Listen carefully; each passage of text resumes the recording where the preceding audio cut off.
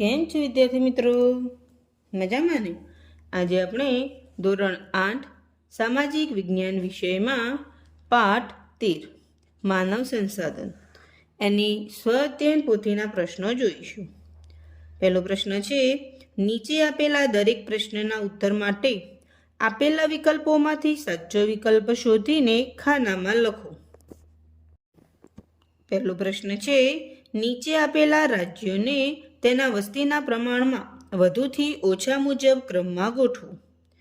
એમાં સાચો જવાબ છે બી 3, 1, 4, 2. એ પછીનો બીજો પ્રશ્ન છે, ભારતના કયા પ્રદેશમાં વધુ વસ્તી ગીચતા જોવા મળતી નથી? જવાબ છે સી રાજસ્થાનનો રણ પ્રદેશ. ત્રીજો પ્રશ્ન છે, સુંઢિયા ગામમાં 7 વર્ષથી વધુ ઉંમરના વ્યક્તિ 8,000 છે. તેમાંથી 6,400 વ્યક્તિ સાક્ષર છે. તો આ ગામનો સાક્ષરતા દર શું હશે? સાચો જવાબ છે સી 80%. ચોથો પ્રશ્ન છે, વર્ષ 2011માં ભારતનો સાક્ષરતા દર 74.04% હતો. તો તે સમયે નિરક્ષરોની ટકાવારી કેટલી હશે? સાચો જવાબ છે બી 25.96. એ પછી પાંચમો પ્રશ્ન છે, કોઈ પણ દેશના વિકાસનો મોટો આધાર શાના ઉપર છે? સાચો જવાબ છે ડી માનવ સંસાધન. છઠ્ઠો પ્રશ્ન છે, ભારતમાં સૌથી વધુ વસ્તી ગીચતા ધરાવતો કેન્દ્ર શાસિત પ્રદેશ કયો છે? સાચો જવાબ છે બી ચંદીગઢ. સાતમો પ્રશ્ન છે, ભારતમાં દર 1,000 પુરુષોએ સ્ત્રીઓની સૌથી વધુ સંખ્યા ધરાવતું રાજ્ય ખાલી જગ્યા અને સૌથી ઓછી સંખ્યા ધરાવતું રાજ્ય ખાલી જગ્યા છે. સાચો જવાબ છે એ કેરળ અને હરિયાણા. એ પછી આઠમો પ્રશ્ન છે, નીચેનામાંથી કયું પરિબળ વસ્તી વિતરણ પર અસર કરતું નથી? સાચો જવાબ છે ડી ફક્ત 4. એ પછી નવમો પ્રશ્ન છે, નીચે આપેલ વિસ્તારને તેની યોગ્ય વસ્તી ગીચતાની વિગતો સાથે જોડો. એમાં સાચો જવાબ છે બી 1ની સામે બી, 2ની સામે ઈ, 3ની સામે એ, 4ની સામે સી અને 5ની સામે ડી. એ પછી 10મો પ્રશ્ન છે, નીચેના દેશોને ભૂમિ વિસ્તાર મુજબ ઉતરતા ક્રમમાં ગોઠવો. એમાં સાચો જવાબ છે ડી રશિયા, કેનેડા, ચીન, યુએસ. એ પછી 11મો પ્રશ્ન છે, વસ્તી ગીચતા માટે નીચેનામાંથી કયું કારણ બંધબેસતું નથી? સાચો જવાબ છે સી રણ વિસ્તારમાં વધુ વસ્તી. એ પછીનો પ્રશ્ન 2A, નીચેના વિધાનો સાચા છે કે ખોટા તે જણાવો. પહેલું વિધાન છે, વિશ્વની 90%થી વધારે વસ્તી પૃથ્વીના લગભગ 10% વિસ્તારમાં વસવાટ કરે છે. આ વિધાન ખોટું છે. બીજું છે, વર્ષ 2011ની જનગણના પ્રમાણે ભારતમાં દર 1,000 પુરુષોએ સ્ત્રીઓની સંખ્યા 919 હતી. આ વિધાન પણ ખોટું છે. ત્રીજું છે, ગંગાનો મેદાન પ્રદેશ વિશ્વનો સૌથી વધારે ગીચ વસ્તી ધરાવતો વિસ્તાર છે. આ વિધાન સાચું છે. ચોથું વિધાન છે, ક્ષેત્રફળની રીતે રાજસ્થાન એ ભારતનું સૌથી મોટું રાજ્ય છે, પરંતુ દેશની માત્ર 5.66% વસ્તી ત્યાં વસવાટ કરે છે. આ વિધાન પણ સાચું છે. પાંચમું વિધાન છે, ભારતમાં ઓસાકા અને જાપાનમાં મુંબઈ બંને ગીચ વસવાટના ક્ષેત્રો છે. આ વિધાન ખોટું છે. એ પછી પ્રશ્ન 2B, બંધબેસતા જોડકા રચો. પહેલું જોડકું છે, વર્ષ 2011ની વસ્તી ગણતરી મુજબ આપેલી માહિતી મુજબ યોગ્ય જોડકા જોડો. અવિભાગમાં પહેલું છે, ભારતમાં સૌથી ઓછી વસ્તી ગીચતા. એની સામે સાચો જવાબ છે ડી અરુણાચલ પ્રદેશ. બીજું છે, ભારતમાં સૌથી વધુ વસ્તી ગીચતા. એની સામે સાચો જવાબ છે એ બિહાર. ત્રીજું છે, ભારતમાં સૌથી ઓછી જાતિ પ્રમાણ. એની સામે સાચો જવાબ છે બી હરિયાણા. ચોથું છે, ભારતમાં સૌથી વધુ જાતિ પ્રમાણ. સાચો જવાબ છે ઈ કેરળ. એ પછી બીજું છે, વર્ષ 2011ની વસ્તી ગણતરી મુજબ આપેલી માહિતી મુજબ યોગ્ય જોડકા જોડો. અ વિભાગમાં પહેલું છે ભારતમાં લિંગ પ્રમાણ. એની સામે સાચો જવાબ છે ડી 943.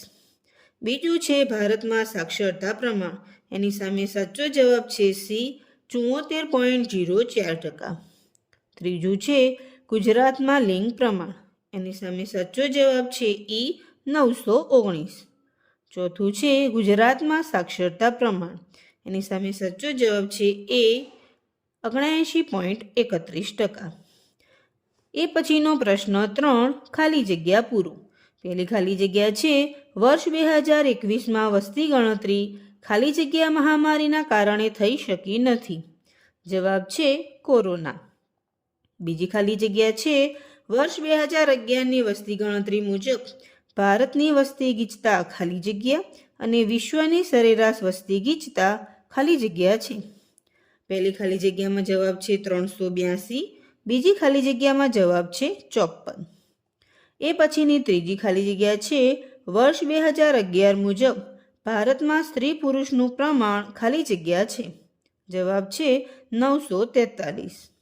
ચોથી ખાલી જગ્યા છે દુનિયામાં ખાલી જગ્યા ગોળાર્ધ કરતાં ખાલી જગ્યા ગોળાર્ધમાં ખૂબ વધારે વસ્તી વસવાટ કરે છે. જવાબ છે દક્ષિણ અને બીજી ખાલી જગ્યામાં જવાબ છે ઉત્તર. એ પછી પાંચમી ખાલી જગ્યા છે ભારતમાં ખાલી જગ્યા ટકા વસ્તી યુવા વસ્તી છે. જવાબ છે 19.4%. એ પછીનો પ્રશ્ન 4A. નીચેના પ્રશ્નોના એક વાક્યમાં જવાબ આપો. પહેલો પ્રશ્ન છે તમારા ગામની કુલ વસ્તી કેટલી છે? જવાબ છે અમારા ગામની કુલ વસ્તી 1100 છે. બીજું છે વિશ્વની કુલ વસ્તીના લગભગ 3/4 લોકો કયા કયા ખંડમાં વસવાટ કરે છે? જવાબ છે વિશ્વની કુલ વસ્તીના લગભગ 3/4 લોકો એશિયા ખંડ અને આફ્રિકા ખંડમાં વસવાટ કરે છે. ત્રીજો પ્રશ્ન છે વર્ષ 2011ની વસ્તી ગણતરી પ્રમાણે ગુજરાતનો સાક્ષરતા દર કેટલો હતો? જવાબ છે વર્ષ 2011ની વસ્તી ગણતરી પ્રમાણે ગુજરાતનો સાક્ષરતા દર 79.31% હતો. ચોથો પ્રશ્ન છે ભારતમાં વસ્તીને આશરે 2/3 ભાગ કયા વ્યવસાય પર આધારિત છે? જવાબ છે ભારતમાં વસ્તીનો આશરે 2/3 ભાગ કૃષિ વ્યવસાય પર આધારિત છે, જેમાં મત્સ્ય, જંગલ પ્રવૃત્તિ અને પશુપાલનનો પણ સમાવેશ થાય છે. પાંચમો પ્રશ્ન છે વિશ્વમાં સૌથી વધારે ગીચ વસ્તી ધરાવતો વિસ્તાર કયો છે?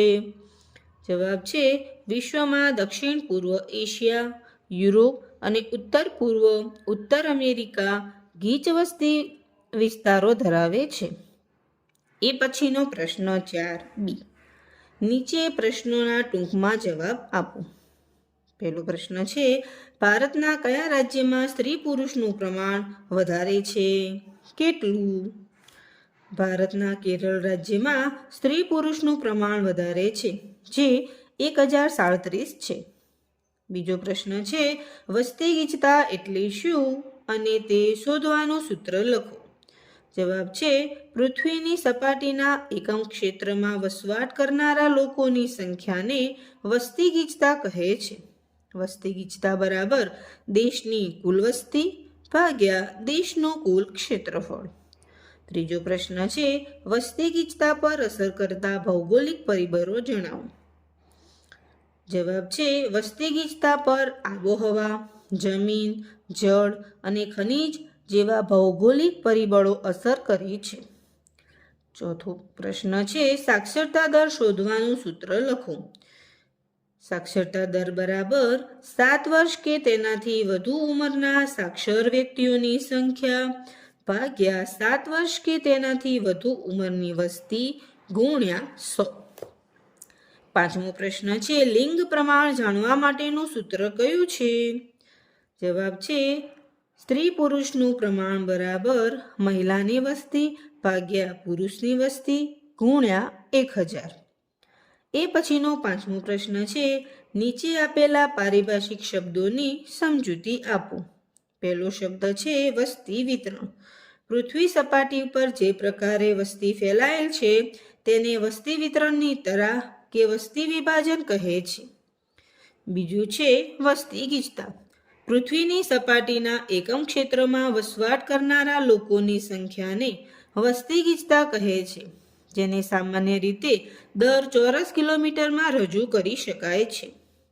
એ પછીનો શબ્દ છે જાતિ પ્રમાણ. પ્રતિ 1000 પુરુષોની વસ્તીમાં સ્ત્રીઓની વસ્તીને સ્ત્રી પુરુષનું પ્રમાણ કે જાતિ પ્રમાણ કહે છે. એ પછીનો શબ્દ છે સાક્ષરતા દર. 7 વર્ષ કે તેનાથી વધુ વય જૂથની કોઈ પણ વ્યક્તિ કોઈ પણ એક ભાષા વાંચીને લખીને સમજી શકતી હોય તો તે સાક્ષર કે અક્ષર જ્ઞાન ધરાવતી વ્યક્તિ ગણાય છે. એ પછીનો શબ્દ છે વય જૂથ. વસ્તીનું પ્રમાણ જાણવા માટે તેને અલગ અલગ જૂથોમાં વિભાજિત કરી વ્યક્તિની ઉંમર મુજબના જૂથોની રચના કરવામાં આવી છે, તેને વય જૂથ કહે છે. એ પછીનો પ્રશ્ન 6, ટૂંક નોંધ લખો. પહેલી ટૂંક નોંધ છે વિશ્વમાં વસ્તી વિભાજન. પૃથ્વી સપાટી ઉપર જે પ્રકારે વસ્તી ફેલાયેલ છે તેને વસ્તી વિતરણની તરા કે વસ્તી વિભાજન કહે છે.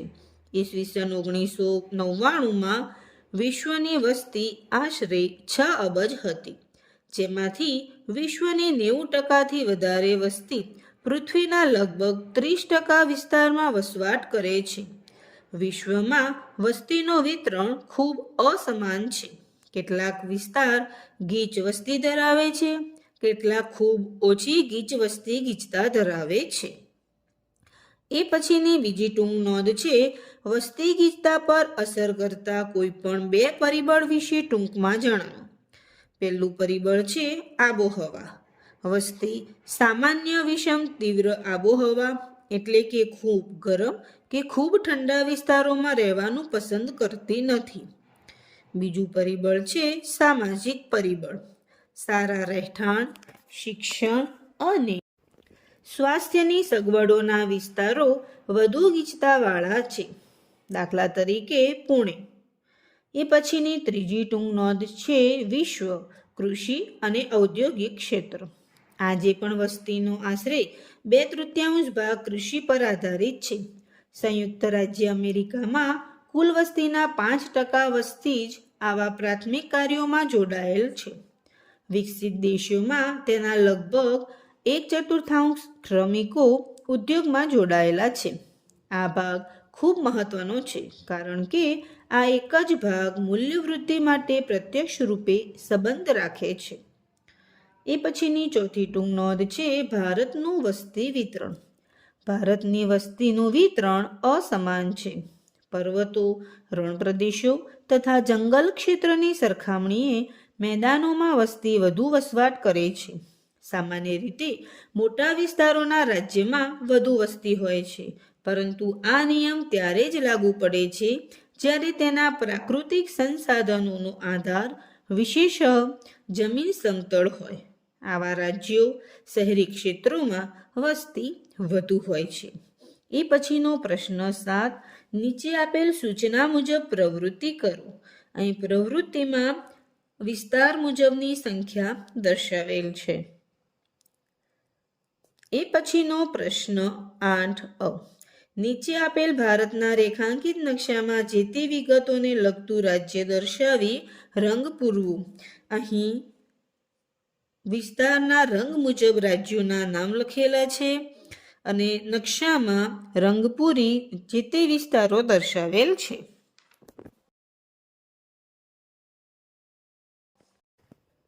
એ પછીનો પ્રશ્ન 8બ, નીચે આપેલ દુનિયાના રેખાંકિત નકશામાં જે તે સંબંધિત પ્રદેશો દર્શાવો. અહીં દુનિયાના નકશામાં ઓછી વસ્તી ગીચતા, ઓછી વસ્તી ધરાવતા, ગીચ વસ્તી ધરાવતા પ્રદેશો દર્શાવેલ છે.